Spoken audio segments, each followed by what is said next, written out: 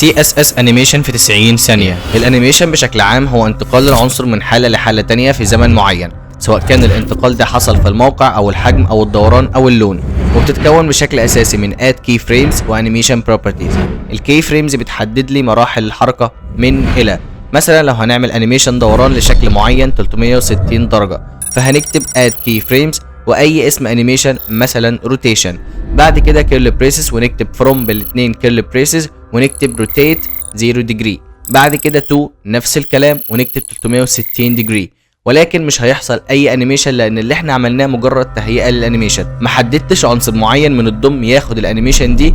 وهنا بيجي دور الانيميشن بروبرتيز، بتستدعي العنصر اللي هيتم عليه التحريك وتكتب انيميشن نيم واسم الانيميشن، ولكن برضه مش هيتحرك لان مفيش زمن محدد والانتقال هيكون لحظي، فهنكتب انيميشن ديوريشن ونكتب 1 سكند، وبكده العنصر اتحرك ولكن حركه خطيه ما فيهاش نعومه. وهنا يجي دور الانيميشن تايمينج فانكشن.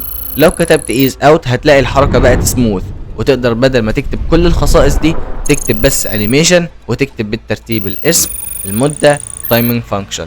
وفي خصائص اضافيه زي انيميشن ديلي لتاخير الحركه لمده معينه، وانيميشن دايركشن لتحديد اتجاه الانيميشن، وانيميشن iteration كاونت بعدد محدد او الى ما لا نهايه.